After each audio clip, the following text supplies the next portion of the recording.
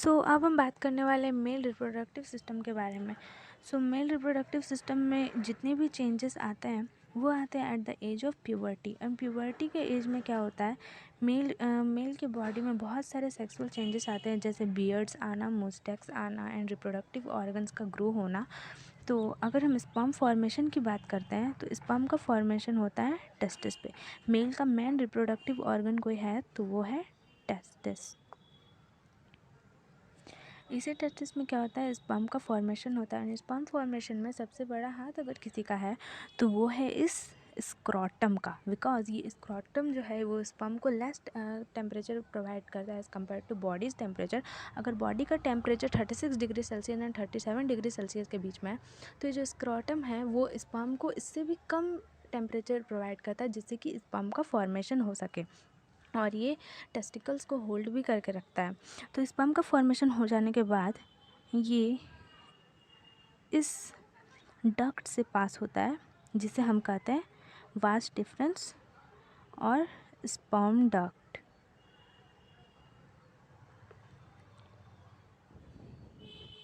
Vas deferens और sperm duct. अब ये डक्ट के बाद ये धीरे धीरे आता है सेमिनल वेसिकल पे। और सेमिनल वेसिकल क्या होता है, एक सेमन फ्लूइड, एक फ्लूइड रिलीज जनरेट करता है जिसे हम कहते हैं सेमन,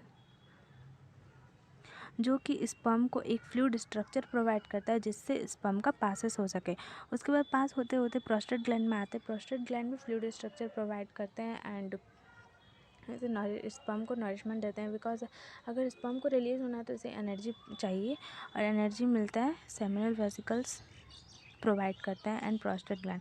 ये अगर स्पर्म का फॉर्मेशन, अगर हम स्पर्म के स्ट्रक्चर के बारे में बात करें तो यहाँ होता है न्यूक्लियस,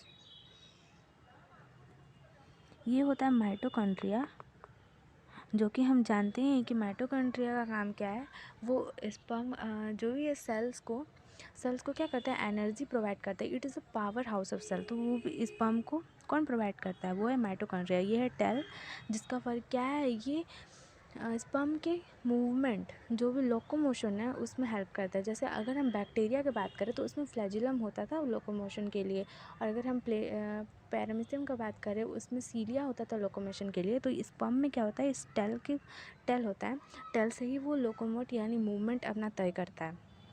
ठीक है, तो उसके बाद अगर हम बात करें सेक्स हार्मोन की, तो ये टेस्टिस जो है एक सेक्स हार्मोन रिलीज करता है जिसे हम कहते हैं टेस्टोस्टेरोन। मेल में जितने भी सेक्सुअल चेंजेस आते हैं, जैसे रिप्रोडक्टिव ऑर्गन्स का ग्रो होना, जितने भी सेक्सुअल चेंज आते हैं ये इसी सेक्सुअल हार्मोन की वजह से ही आते हैं, जो कि है टेस्टोस्टेरोन। अब इसके बाद स्पर्म डक्ट में आते इसे जो फ्लूइड स्ट्रक्चर मिल जाता है तो ये फाइनली पेनिस से रिलीज़ हो जाते हैं। तो अगर आपने एक बात गौर किया हो तो स्पर्म और इस यूरिन और स्पर्म का पैसेज रिलीज जो भी है, जो पैसेज है वो पेनिस से ही होता है।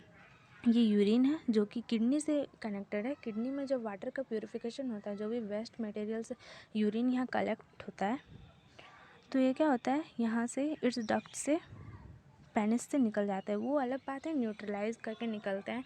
यूरिन एसिडिक होता है एंड स्पर्म थोड़ा अल्कलाइन बेसिक होता है, ये बात की बात है। बट दोनों का जो पासेस है ये एक पेनिस से ही होके गुजरता है। तो हमने बात कर लिया स्पर्म के बारे में, बात कर लिया, मेन रिप्रोडक्टिव सिस्टम्स के बारे में बात कर लिया। ठीक है,